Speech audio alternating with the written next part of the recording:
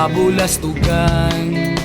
Hindi malilimutan ang asarong pikunan, lalo na rin ang unang niligawan, unang kabiguan.